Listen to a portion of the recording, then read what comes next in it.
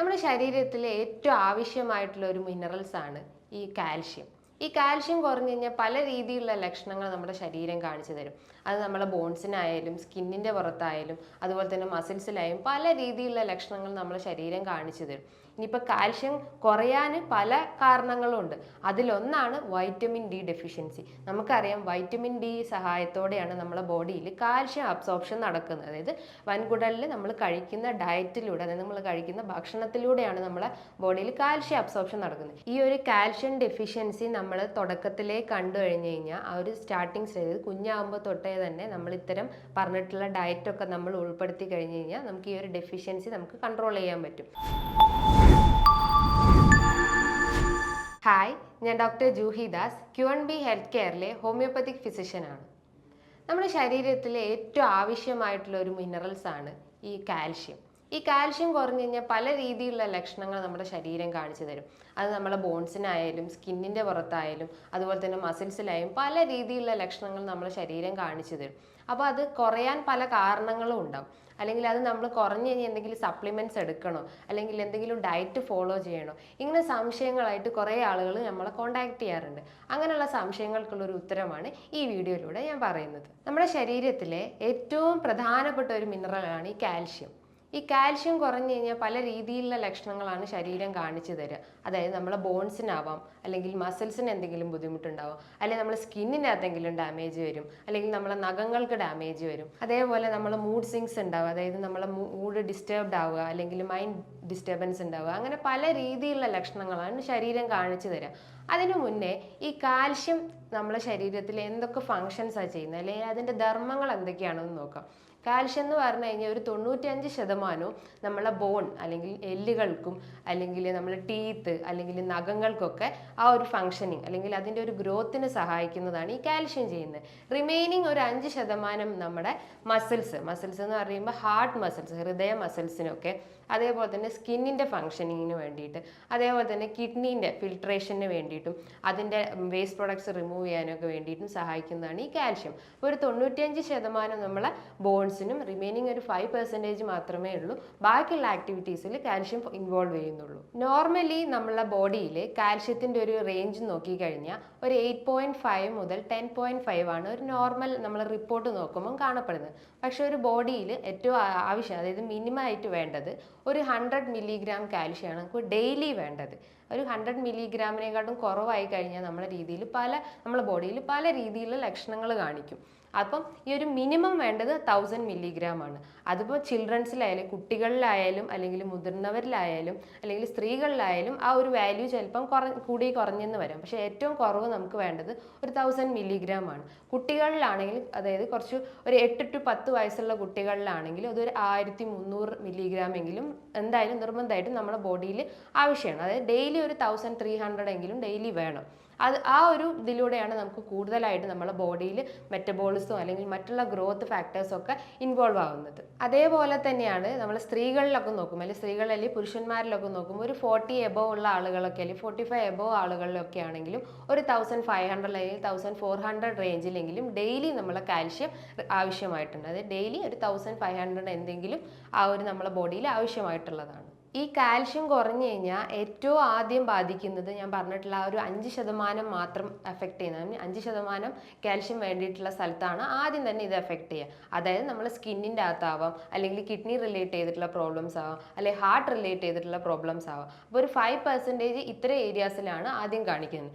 Remaining ഒരു 95% മാത്രമാണ് നമ്മളെ മറ്റുള്ള ഏരിയാസ്, അതായത് ബോൺസിനൊക്കെ റിമൈനിങ് ഒരു 95% കാണിക്കുന്നത്. ഇതിൻ്റെ പ്രധാനപ്പെട്ട ലക്ഷണങ്ങൾ എന്ന് പറഞ്ഞു കഴിഞ്ഞാൽ കുട്ടികളിൽ നോക്കുമ്പോൾ കുട്ടികൾക്ക് ഭയങ്കരമായിട്ടുള്ള ക്ഷീണം തോന്നുക. അതായത് ചെറിയ എന്തെങ്കിലും ഒരു കളിയൊക്കെ കഴിഞ്ഞ് കഴിഞ്ഞാൽ കുട്ടികളിലെ കാലുകളിൽ, അതായത് മുട്ടനാൽ താഴത്തോട്ടൊക്കെ ഭയങ്കര വേദന പറയുക, ഒരു കാഫ് മസിൽസിനൊക്കെ ഭയങ്കര വേദന പറയുക, അല്ലെങ്കിൽ ഒരു കടച്ചിൽ പോലെ തോന്നുക, അല്ലെങ്കിൽ കുട്ടികൾക്ക് ഇടയ്ക്കിടയ്ക്ക് ക്ഷീണം വരിക, അമിതമായിട്ടുള്ള ക്ഷീണം. ഇത് കുട്ടികളിൽ മാത്രമല്ല, കുറച്ചുകൂടി ഏജ്ഡ് ആയിട്ടുള്ള ആളുകളിലും, അതായത് സ്ത്രീകളിലായാലും പുരുഷന്മാരിലായാലും കുറച്ചുകൂടി ഏജ്ഡ് ആയിട്ടുള്ള ആളുകളിലൊക്കെ ഇത്തരം ക്ഷീണം രൂപപ്പെടും. പക്ഷേ കുട്ടികളിലാണെങ്കിൽ കാലിൻ്റെ ഒരു ഏരിയയിൽ ഭയങ്കര വേദന ഫീൽ ചെയ്യുക, അതേപോലെ തന്നെ അവർക്ക് ഭയങ്കര ടീത്തൊക്കെ, അതായത് പല്ലുകളൊക്കെ പെട്ടെന്ന് കൊഴിഞ്ഞു പോവുക, അല്ലെങ്കിൽ ഒരു വീക്കായി തോന്നുക, അതൊക്കെയാണ് കുട്ടികളിൽ കാണുന്ന ലക്ഷണങ്ങൾ.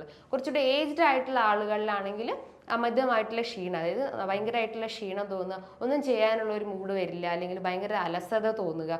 അതേപോലെ തന്നെ ബോൺ നോക്കുമ്പോൾ അല്ലെങ്കിൽ എല്ലുകളൊക്കെ നോക്കുമ്പോൾ ഭയങ്കര വേദന തോന്നുക, അല്ലെങ്കിൽ ഒരു സ്റ്റിഫായിട്ട് തോന്നുക. ഇനിയിപ്പോൾ മുടികളൊക്കെ നോക്കുമ്പോൾ ഭയങ്കര ഗ്രേ കളർ, അതായത് അകാല നരയൊക്കെ ഈ ഒരു ഏജ്ഡ് ആയിട്ടുള്ള കുട്ടികളിലായാലും കുറച്ചുകൂടി ഏജ്ഡ് ആയിട്ടുള്ള ആളുകളിലൊക്കെ, അതായത് ഒരു 25 അല്ലെങ്കിൽ 30 ഏജ് എബവ് ഉള്ള ആളുകൾക്കൊക്കെ പെട്ടെന്ന് മുടി നരയ്ക്കാനുള്ള ഒരു ചാൻസ് ഉണ്ട്. അതേപോലെ തന്നെ അമിതമായിട്ടുള്ള ക്ഷീണം തോന്നുക, മസിൽസിനൊക്കെ ഭയങ്കര വേദന തോന്നുക, കുറച്ച് നടക്കുമ്പോൾ നമുക്കൊരു കടച്ചിൽ പോലെ തോന്നുന്നത്.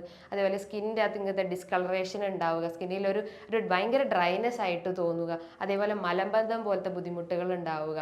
ഇത്തരം ലക്ഷണങ്ങളൊക്കെയാണ് നമുക്ക് കുറച്ചുകൂടി ഏജ്ഡ് ആയിട്ടുള്ള, അല്ലെങ്കിൽ കുട്ടികളിൽ അല്ലെങ്കിൽ കുറച്ചുകൂടി ഏജ്ഡ് ആയിട്ടുള്ള ആളുകളിൽ കാണപ്പെടുന്നത്. അതേപോലെ തന്നെയാണ് ഏജ്ഡ് ആയിട്ടുള്ളവരിലായാലും കുറച്ചുകൂടി കുട്ടികളിലായാലും തന്നെ പെട്ടെന്ന് മറവി വരിക. കാരണം കാൽഷ്യം എന്ന് പറഞ്ഞു കഴിഞ്ഞാൽ നമ്മളെ ബോഡിയിൽ ബ്രെയിനിൻ്റെ ആക്ടിവിറ്റീസ്, ബ്രെയിനിൻ്റെ ന്യൂറൽ ആക്ടിവിറ്റീസിനൊക്കെ സഹായിക്കുന്നത് ഈ കാൽഷ്യമാണ്.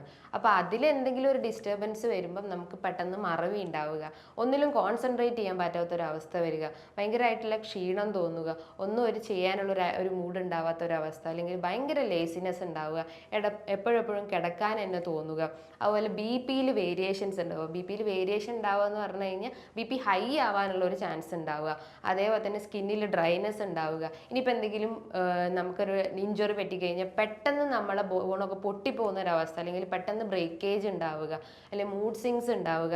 ഇതൊക്കെയാണ് ഇതിൻ്റെ ഈ കാൽഷ്യം കുറഞ്ഞു കഴിഞ്ഞാൽ നമ്മളെ ശരീരത്തിൽ കാണിക്കുന്ന ലക്ഷണങ്ങൾ. അതേപോലെയാണ് നമുക്ക് ഇടയ്ക്കിടയ്ക്ക് ക്ഷീണം തോന്നും. ക്ഷീണത്തോടൊപ്പം തന്നെ നമുക്ക് നമ്മളെ സ്ലീപ്പ് അല്ലെങ്കിൽ ഉറക്കം ഭയങ്കര ഡിസ്റ്റർബ്ഡ് ആവും. രാത്രി നമുക്ക് ഉറക്കം ഇല്ലാത്തൊരവസ്ഥ വരിക.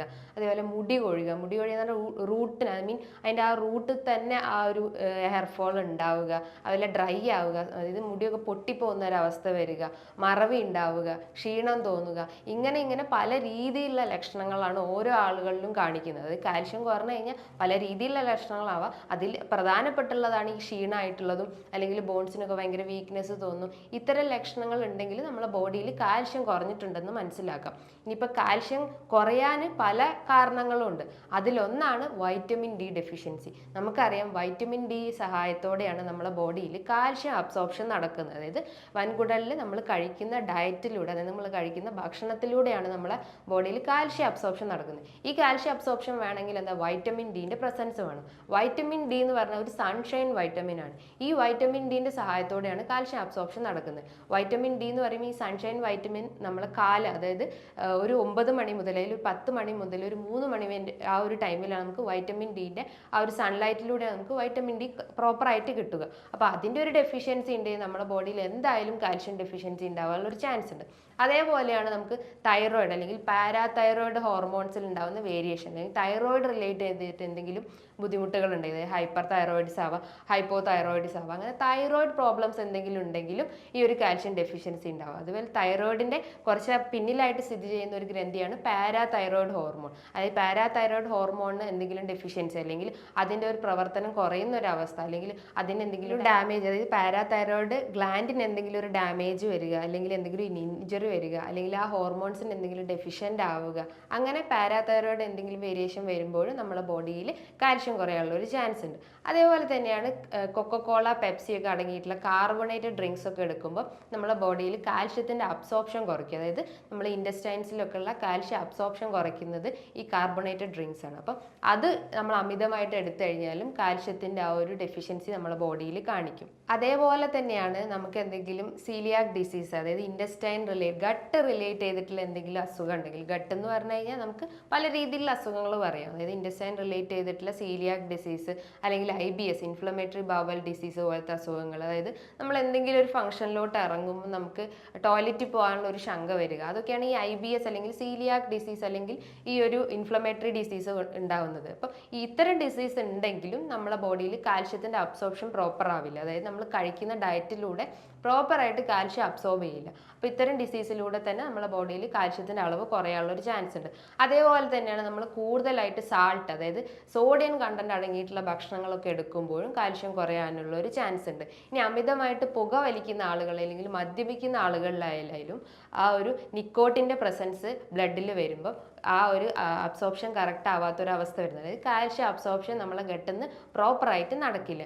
അങ്ങനെയും കാൽഷ്യം ഡെഫിഷ്യൻ്റ് ആവാനുള്ള ഒരു ചാൻസ് ഉണ്ട്. അതേപോലെയാണ് കിഡ്നി റിലേറ്റ് ചെയ്തിട്ടുള്ള എന്തെങ്കിലും കിഡ്നി ഫെയിലിയറോ അല്ലെങ്കിൽ മറ്റെന്തെങ്കിലും കിഡ്നി സ്റ്റോണോ അങ്ങനെ എന്തെങ്കിലും കിഡ്നി റിലേറ്റ് ചെയ്തിട്ടുള്ള അസുഖങ്ങൾ ഉണ്ടെങ്കിലും നമ്മുടെ ബോഡിയിൽ കാൽഷ്യം കുറയാനുള്ള ഒരു ചാൻസ് ഉണ്ട്. അതേപോലെ കാൽഷ്യം മെറ്റബോളിസത്തിന് ഏറ്റവും ആവശ്യമായിട്ടുള്ള ഒന്നാണ് മെഗ്നീഷ്യം. നമ്മുടെ ബോഡിയിൽ മെഗ്നീഷ്യം കുറഞ്ഞു കഴിഞ്ഞാലും ഈ ഒരു കാൽഷ്യം ഡെഫിഷ്യൻസി ബോഡിയിൽ കാണിക്കുന്നതാണ്. അതേപോലെ തന്നെയാണ് നമ്മൾ എന്തെങ്കിലും ബ്ലഡ് ട്രാൻസ്ഫ്യൂഷൻ നടന്നു കഴിഞ്ഞാൽ, നമുക്ക് എന്തെങ്കിലും ഇഞ്ചുറി പറ്റിക്കഴിഞ്ഞാൽ നമ്മുടെ ബോഡിയിൽ ഓവറായിട്ട് ബ്ലീഡിങ് വന്നു കഴിഞ്ഞാൽ നമ്മൾ ട്രാൻസ്ഫ്യൂഷൻ നടത്തും. ബ്ലഡ് ട്രാൻസ്ഫ്യൂഷൻ നടത്തുമ്പോഴും ഈ ഒരു കാൽഷ്യം ഡെഫിഷ്യൻസി ഉണ്ടാവും. അങ്ങനെ അതേപോലെ തന്നെ വരുന്നതാണ് നമുക്ക് എന്തെങ്കിലും അസിഡിറ്റി റിലേറ്റ് ചെയ്തിട്ടുള്ള കംപ്ലയിൻറ്റ്സ്. ഞാൻ നേരത്തെ പറഞ്ഞു നമ്മളെ ഗട്ടിലാണ് കാൽഷ്യം അബ്സോർപ്ഷൻ പ്രോപ്പറായിട്ട് നടക്കുന്നത്. അപ്പോൾ അസിഡിറ്റി റിലേറ്റ് ചെയ്തിട്ടുള്ള അസുഖങ്ങൾ ഉണ്ടെങ്കിൽ, അതായത് പെപ്റ്റിക് അൾസറോ ഗ്യാസ്ട്രിക് അൾസറോ അല്ലെങ്കിൽ ഡിയോഡനൽ അൾസറോ പോലത്തെ എന്തെങ്കിലും അസിഡിറ്റി റിലേറ്റ് ചെയ്തിട്ടുള്ള കംപ്ലയിൻറ്റ്സ് ഉണ്ടെങ്കിലും ഈ കാൽഷ്യം അബ്സോർപ്ഷൻ കറക്റ്റ് ആവില്ല. അതേപോലെ തന്നെയാണ് ലാക്ടോസ് ഇൻടോളറൻസ്. കുട്ടികളിലൊക്കെ പാലൊക്കെ അലർജി ഉണ്ടാവും. പാല് അലർജി ഉള്ള കുട്ടികൾ അത് വൊമിറ്റ് ചെയ്യാനുള്ള ഒരു ടെൻഡൻസി ഉണ്ടാവും. അങ്ങനെയും നമ്മുടെ ബോഡിയിൽ കാൽഷ്യം കുറയാനുള്ള ഒരു ചാൻസ് ഉണ്ട്. ഇത്തരം കാരണങ്ങളിലൂടെയാണ് നമ്മുടെ ബോഡിയിൽ കാൽഷ്യം കുറയുന്നത്. അത് പ്രധാനമായിട്ട് ഞാൻ പറഞ്ഞിട്ടുള്ളതാണ് വൈറ്റമിൻ ഡി അബ്സോർപ്ഷൻ, അതുപോലെ കിഡ്നി റിലേറ്റ് ചെയ്തിട്ട് എന്തെങ്കിലും ബുദ്ധിമുട്ടുണ്ടെങ്കിൽ, അതേപോലെ നമ്മൾ ഇൻഡസ്റ്റൈൻ റിലേറ്റ് ചെയ്തിട്ടുള്ള എന്തെങ്കിലും സീലിയാക് ഡിസീസ്, IBS അല്ലെങ്കിൽ അസിഡിറ്റി, പെപ്റ്റിക് അൾസർ പോലത്തെ അസുഖങ്ങൾ, അതേപോലെ നമ്മൾ ഓവർ മെഡിക്കേഷൻസ് എടുക്കുകയാണെങ്കിൽ, അതേപോലെ തന്നെ നമ്മൾ ചായ കാപ്പിയൊക്കെ എടുക്കുമ്പോൾ അല്ലെങ്കിൽ കാർബണേറ്റഡ് ഡ്രിങ്ക്സ് ഒക്കെ കഴിക്കുമ്പോൾ ഈ ഒരു അയൺ അല്ലെങ്കിൽ കാൽഷ്യം അബ്സോർപ്ഷൻ നമ്മുടെ ബോഡിയിൽ ഡിക്രീസ് ചെയ്യും. അതേപോലെ തന്നെയാണ് മെഗ്നീഷ്യം ഡെഫിഷ്യൻസി അല്ലെങ്കിൽ ആൽക്കഹോൾ, സ്മോക്കിംഗ്, ഇതൊക്കെയാണ് ഇതിൻ്റെ പ്രധാനപ്പെട്ട കോസുകൾ. അപ്പം ഈ ഒരു റൂട്ട് കോസ് നമ്മൾ ക്ലിയർ ചെയ്ത് കഴിഞ്ഞാലുള്ളൂ നമുക്കുള്ള ബോഡിയിൽ പ്രോപ്പറായിട്ട് കാൽഷ്യം അബ്സോർപ്ഷൻ നടക്കുള്ളൂ. ഈ റൂട്ട് കോസ് ക്ലിയർ ചെയ്യാതെ ചുമ്മാ നമ്മൾ മെഡിസിൻ എടുത്തു കഴിഞ്ഞാൽ യാതൊരു കാര്യമില്ല. അപ്പം പ്രോപ്പറായിട്ടുള്ള ഒരു ട്രീറ്റ്മെൻറ്റ് എടുക്കണമെങ്കിൽ എന്താണോ നമ്മളെ കംപ്ലൈൻറ്റ് അല്ലെങ്കിൽ നമുക്ക് എന്തെങ്കിലും ബുദ്ധിമുട്ട് ഇൻറ്റേർണലി ഉണ്ടെങ്കിൽ അതാദ്യം ക്ലിയർ ചെയ്യണം. എന്ന് വെച്ചാൽ നമുക്ക് എന്തെങ്കിലും ഇൻഡസ്റ്റൈനൽ ഡിസീസ് ഉണ്ടെങ്കിൽ അല്ലെങ്കിൽ ഈ IBS പോലത്തെ ഡിസീസ് ഉണ്ടെങ്കിൽ ആ ഒരു റൂട്ട് കോസ് ക്ലിയർ ചെയ്ത് കഴിഞ്ഞാലേ ഉള്ളൂ നമുക്ക് ബാക്കിയുള്ള എല്ലാ മെക്കാനിസവും കറക്റ്റ് ആവുള്ളൂ. ഇപ്പോൾ തൈറോയിഡ് റിലേറ്റ് ചെയ്തിട്ടുള്ള പ്രോബ്ലംസ് ഉണ്ടെങ്കിൽ ആദ്യം തൈറോയിഡിന് ആദ്യം മെഡിക്കേഷൻസ് എടുക്കും. അപ്പോൾ ചുമ്മാ കാൽഷ്യം സപ്ലിമെൻറ്റ്സ് എടുത്തിട്ട് കാര്യമില്ല. കാൽഷ്യം സപ്ലിമെൻറ്റ്സ് എടുക്കുകയാണെങ്കിൽ തന്നെ അതൊരു ഡോക്ടർ നിർദ്ദേശപ്രകാരം മാത്രമേ നമ്മൾ എടുക്കാൻ പാടുള്ളൂ. ഇപ്പോൾ വൈറ്റമിൻ ഡി അതേപോലെ തന്നെ ഒരു ഡോക്ടർ നിർദ്ദേശപ്രകാരം മാത്രമേ നമ്മൾ എടുക്കാൻ പാടുള്ളൂ. അത് കോളികാൽസിഫറോൾ ഉള്ള ആ ഒരു വൈറ്റമിൻ D3 ടാബ്ലറ്റ്സ് ആണ് നമ്മൾ മന്ത്ലിയോ അല്ലെങ്കിൽ വീക്കിലിയോ ഒക്കെ എടുക്കേണ്ടത്. അതും ഒരു ഡോക്ടറെ നിർദ്ദേശപ്രകാരം മാത്രമേ നമ്മൾ ഇത്തരം സപ്ലിമെന്റ്സ് എടുക്കാൻ പാടുള്ളൂ. അല്ലാണ്ട് സ്വന്തമായിട്ട് ഇതുപോലെ സ്വന്തം ഇഷ്ടത്തോടെ മെഡിസിൻസ് എടുക്കുന്നത് നമ്മുടെ ബോഡിയിൽ പല കംപ്ലയിൻസും ഉണ്ടാകും. കിഡ്നി ഫെയിലിയർ അല്ലെങ്കിൽ മറ്റുള്ള അസുഖങ്ങളൊക്കെ ലീഡ് ചെയ്യാനുള്ള ഒരു ചാൻസ് ഉണ്ട്. അപ്പം സ്വന്തം മെഡിസിൻസ് എടുക്കുന്നതിന് ഒരു ഡോക്ടറെ കൺസൾട്ട് ചെയ്തിട്ട് അതിൻ്റെ ഡയറ്റും അല്ലെങ്കിൽ അതിൻ്റെ ട്രീറ്റ്മെൻറ്റ് നോക്കിയിട്ട് നമ്മൾ മെഡിസിൻസ് എടുക്കേണ്ടതാണ്. ഈ ഒരു കാൽഷ്യം കുറഞ്ഞു കഴിഞ്ഞാൽ ഈ സിംറ്റംസ് ഒക്കെ കാണിക്കും നേരത്തെ പറഞ്ഞു. അപ്പോൾ കാൽഷ്യം കുറഞ്ഞു കഴിഞ്ഞാൽ നമ്മളൊരു ബ്ലഡ് ടെസ്റ്റ് ചെയ്യുന്നത് സെറം കാൽഷ്യം ടെസ്റ്റ് ചെയ്ത് കഴിഞ്ഞാൽ നമ്മളെ ബോഡിയിൽ എത്രത്തോളം കാൽഷ്യത്തിൻ്റെ എമൗണ്ട് ഉണ്ട് അല്ലെങ്കിൽ ആ ഒരു നോർമൽ റേഞ്ചിലാണോ എന്നൊക്കെ നമുക്ക് അറിയാൻ പറ്റും. അതുപോലെ ബോൺ മിനറൽ ഡെൻസിറ്റി എന്ന് പറഞ്ഞിട്ടുള്ള ഒരു ടെസ്റ്റ് നിന്ന് അവൈലബിൾ ആണ്. അത് ചെക്ക് ചെയ്താലും നമ്മളെ ബോഡിയിൽ എത്രത്തോളം കാൽഷ്യത്തിൻ്റെ വാല്യൂ ഉണ്ട്, അത് ഇൻക്രീസ് ആയിട്ടുണ്ടോ അല്ലെങ്കിൽ ഡിക്രീസ് ആയിട്ടുണ്ടോ അല്ലെങ്കിൽ ഹൈപ്പർ കാൽസ്യമീയ ആയിട്ടുണ്ടോ ഹൈപ്പോ കാൽസ്യമീയ ആയിട്ടുണ്ടോ എന്ന് മനസ്സിലാക്കാം. നോർമലി ഒരു കാൽഷ്യം നമ്മുടെ ബോഡിയിൽ വേണ്ടത് ഒരു 8.5 മുതൽ 10.5 ആണ് അതിൻ്റെ ഒരു നോർമൽ റേഞ്ച്. ഈ ഒരു വാല്യൂയിൽ നിന്ന് വേരി ചെയ്യുമ്പോഴാണ് നമ്മുടെ ബോഡിയിൽ പല രീതിയിലുള്ള സിംറ്റംസ് ഉണ്ടാക്കുക. പക്ഷേ ഡെയിലി നമ്മളെ ഇൻടേക്ക്, അതായത് ഫുഡിൽ ഉണ്ടാവേണ്ട ഒരു ഡെയിലി കാൽഷ്യം റിക്വയർമെൻറ്റ് എന്ന് പറഞ്ഞു കഴിഞ്ഞാൽ 1000 മില്ലിഗ്രാം ആണ്. ആ ഒരു നോർമൽ ആ ഒരു ഇൻടേക്ക് നമ്മുടെ ബോഡിയിൽ ഉണ്ടായി കഴിഞ്ഞു കഴിഞ്ഞാലുള്ളൂ നമുക്കുള്ള ഈ ലക്ഷണങ്ങളൊക്കെ നമുക്ക് കുറയ്ക്കാൻ പറ്റുന്നത്. ഇനിയിപ്പോൾ കുട്ടികളിലായാലും കുറച്ചുകൂടി മുതിർന്ന ആളുകളിലായാലും ഏറ്റവും മിനിമം വേണ്ടത് ഒരു 1000 മില്ലിഗ്രാം ആണ്. കുട്ടികളിലാണെങ്കിൽ കുറച്ചുകൂടി നമ്മൾ ഇൻടേക്ക് കൂട്ടണം, അതായത് 1000നേക്കാളും കുറച്ചുകൂടി ഒരു 1300 ഒക്കെ നമ്മൾ ഡെയിലി എടുക്കണം. ഇനിയിപ്പോൾ കുറച്ചുകൂടി ഏജ്ഡ് ആയിട്ടുള്ള ആളുകളാണെങ്കിൽ, ഒരു സ്ത്രീകളിലൊക്കെ ആണെങ്കിൽ മെൻസസിൻ്റെ ടൈമിലൊക്കെ ഈസ്ട്രജൻ്റെ അളവ് കുറയാനുള്ള ചാൻസ് ഉണ്ട്. അപ്പോൾ അവരൊക്കെ ആണെങ്കിലും ഒരു 1200 മില്ലിഗ്രാം കാൽഷ്യം ഡെയിലി നമ്മൾ എടുക്കേണ്ടതാണ്. വെച്ചാൽ നമ്മുടെ ഡയറ്റിലൂടെ ആയാലും അതുപോലെ സപ്ലിമെന്റ്സ് ആയിട്ട് ഒരു ഡോക്ടർ നിർദ്ദേശപ്രകാരം എടുക്കേണ്ടതാണ്. ഈ കാൽഷ്യം കുറഞ്ഞു കഴിഞ്ഞാൽ നമ്മൾ എന്തൊക്കെ ഡയറ്റ് അല്ലെങ്കിൽ നമ്മളെ ഭക്ഷണ രീതികൾ എന്തൊക്കെയാണെന്ന് നമുക്ക് നോക്കാം. ഡയറ്റ് എന്ന് പറയുമ്പം കാൽഷ്യം അടങ്ങിയിട്ടുള്ള ഭക്ഷണങ്ങളാണ് പാലും ഉൽപ്പന്നങ്ങളും. എന്ന് വെച്ചാൽ ഡെയിലി ഒരു ഗ്ലാസ് പാൽ കുടിക്കുന്നതുകൊണ്ട് നമ്മുടെ ബോഡിയിൽ അത്രയും ഒരു 1000 മില്ലിഗ്രാം ആ ഒരു കാൽഷ്യം നമുക്ക് മെയിൻറ്റെയിൻ ചെയ്യാൻ പറ്റും. ഇപ്പോൾ പാല് ചിലർക്ക് അലർജി ഉണ്ടാവും, ചില കുട്ടികൾക്കൊക്കെ ലാക്ടോസ് ഇൻടോളറൻസ് എന്ന് പറഞ്ഞിട്ടുള്ള, ഞാൻ നേരത്തെ പറഞ്ഞിട്ടുള്ള അസുഖങ്ങളൊക്കെ ഉണ്ടാവും. എന്ന് വെച്ചാൽ അതായത് അമ്മയുടെ പാലൊക്കെ കുടിച്ച് കഴിഞ്ഞാൽ പെട്ടെന്ന് അവർ വൊമിറ്റ് ചെയ്യാനുള്ള ഒരു ചാൻസ് ഉണ്ട്, അല്ലെങ്കിൽ ഡയറി അല്ലെങ്കിൽ വയറിളക്കം പോലത്തെ ബുദ്ധിമുട്ടുകളൊക്കെ വരാം. അപ്പോൾ പാൽ അലർജി ഉള്ള ആളുകളാണെങ്കിൽ, കുട്ടികളിൽ മാത്രമല്ല കുറച്ചുകൂടി ഏജ്ഡ് ആയിട്ടുള്ള ആളുകൾക്കും പാലൊക്കെ അലർജി ആവും. അങ്ങനെയുള്ള ആളുകളാണെങ്കിൽ തൈരും മോരും ഒക്കെ എടുക്കുന്നത് നല്ലതാണ്. ഇത് ഒരു ആൻറ്റി ഓക്സിഡൻറ്റ് പ്രോപ്പർട്ടി ഉണ്ട്, ഒരു പ്രോബയോട്ടിക്സും ആണ്. അപ്പം തൈരും മോരും ഒക്കെ നമ്മൾ ഭക്ഷണം കഴിച്ചതിന് ശേഷം ഒരു കപ്പോ അല്ലെങ്കിൽ ഒരു ഗ്ലാസ് ഒക്കെ കുടിക്കുന്നത് നല്ലതാണ്. ഇതിൻ്റെ അകത്ത് ഒരുപാട് കാൽഷ്യം അടങ്ങിയിട്ടുണ്ട്. അപ്പോൾ അത് നമ്മുടെ ബോഡിയിൽ കാൽഷ്യം ഒരു ഡെഫിഷ്യൻ്റ് ആയിട്ടുള്ളത് അവർ പ്രോപ്പറായിട്ട് അത് അബ്സോർബ് ചെയ്യാനുള്ള സഹായിക്കും. അതേപോലെ തന്നെയാണ് നമുക്ക് ധാന്യങ്ങൾ എടുക്കാം. ധാന്യങ്ങൾ എന്ന് പറയുമ്പോൾ എള്ളുണ്ടയൊക്കെ നമുക്ക് ഡെയിലി 1-2 എണ്ണം കഴിക്കുന്നതുകൊണ്ടും കുഴപ്പമൊന്നുമില്ല. ഇതിൻ്റെ അകത്ത് ഒരുപാട് അയൺ കണ്ടന്റ് ഉണ്ട്, അതോടൊപ്പം തന്നെ കാൽഷ്യം അടങ്ങിയിട്ടുണ്ട്. ഇനിയിപ്പോൾ ധാന്യങ്ങളൊക്കെ എടുക്കുകയാണെങ്കിൽ തന്നെ നമ്മൾ നട്ട്സ് അല്ലെങ്കിൽ ഓട്സ്, രാഗി, ഇതൊക്കെയാണ് ധാന്യങ്ങൾ വരുന്നത്. അപ്പോൾ ഇതൊക്കെ നമുക്ക് എന്തെങ്കിലും കുറുക്കായിട്ടോ അല്ലെങ്കിൽ മറ്റു രീതിയിലുള്ള എന്തെങ്കിലും ഭക്ഷണമായിട്ടൊക്കെ ഓട്സ് ഒക്കെ നമുക്ക് കുക്ക് ചെയ്തിട്ട് നന്നായി ബോയിൽ ചെയ്തിട്ടൊക്കെ നമുക്ക് കഴിക്കാവുന്നതാണ്. ഓട്സ് എന്ന് പറയുമ്പോൾ ഇൻസ്റ്റന്റ് ഓട്സ് യൂസ് ചെയ്ത് സ്റ്റീൽ കട്ട് ഓട്സ് യൂസ് ചെയ്യുക. അതായത് കൊളസ്ട്രോൾ BP ഉള്ള ആളുകളൊക്കെ ആണെങ്കിൽ സ്റ്റീൽ കട്ട് ഓട്സ് ആണ് മെയിനായിട്ട് യൂസ് ചെയ്യേണ്ടത്. അത് നന്നായിട്ട് കുക്ക് ചെയ്തിട്ട് കഴിക്കുക, പാല് ആഡ് ചെയ്തിട്ട് നമുക്ക് അത് കഴിക്കേണ്ടതാണ്. അതേപോലെ തന്നെ നട്ട്സിലൊക്കെ വരുന്നതാണ് ഈ ബദാം, ആൽമണ്ട്, ആപ്രിക്കോട്ട്. ഇതിൻ്റെ അകത്തൊക്കെ ഫൈറ്റിക് ആസിഡ് അടങ്ങിയിട്ടുണ്ട്. ഇത് നമുക്ക് ഡയറക്റ്റ് കഴിച്ചു കഴിഞ്ഞാൽ നമ്മുടെ ബോഡിയിൽ കാൽഷ്യം അബ്സോർപ്ഷൻ ഉണ്ട്, എന്ന് വെച്ചാൽ കാൽഷ്യം അബ്സോർപ്ഷൻ കറക്റ്റ് ആവില്ല. അപ്പോൾ നമ്മളത് വെള്ളത്തിലൊക്കെ കുതിർത്തിട്ട് കഴിച്ചു കഴിഞ്ഞാൽ ആ ഒരു അബ്സോർപ്ഷൻ കറക്റ്റ് ആവുകയും ഒരു ഡെഫിഷ്യൻസി നമുക്ക് ക്ലിയർ ആക്കാൻ പറ്റും.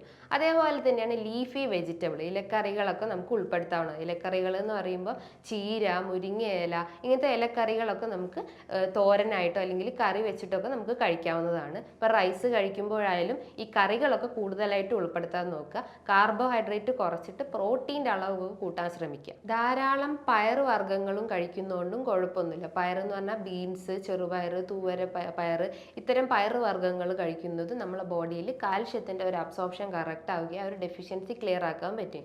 അതേപോലെ തന്നെയാണ് നമുക്ക് നന്നായി വർക്കൗട്ട് ചെയ്യുമ്പോൾ നമ്മുടെ ബോഡി അത്രയും മെറ്റബോളിസം കറക്റ്റ് ആവുകയും കാൽഷ്യത്തിൻ്റെ ഒരു അബ്സോർപ്ഷൻ കറക്റ്റ് ആവുകയും ഡെഫിഷ്യൻസി ഒക്കെ ക്ലിയർ ആക്കാൻ പറ്റുകയും ചെയ്യും. ഇനിയിപ്പോൾ എന്തെങ്കിലും ടാബ്ലറ്റ്സ് ഒക്കെ എടുക്കാൻ നിങ്ങൾ ഉണ്ടെങ്കിൽ അത് വൈറ്റമിൻ D3 ടാബ്ലറ്റ്സ് ഒക്കെ എടുക്കുക. അത് മന്ത്ലി ആയാലും വീക്ക്ലി ടാബ്ലറ്റ്സ് ആയിട്ടും എടുക്കുക. ഒരു ഡോക്ടറെ കൺസൾട്ട് ചെയ്തിട്ട് ആ ഒരു പ്രോപ്പർ ചാനലിലൂടെ മാത്രമേ നമ്മൾ ടാബ്ലറ്റ്സ് ഒക്കെ എടുക്കാൻ പാടുള്ളൂ. അതേപോലെ തന്നെ നമ്മൾ സാൾട്ട് അടങ്ങിയിട്ടുള്ള ഭക്ഷണങ്ങളൊക്കെ ഒഴിവാക്കിയിട്ട് നല്ലപോലെ വെള്ളം കുടിക്കാൻ ശ്രമിക്കുക.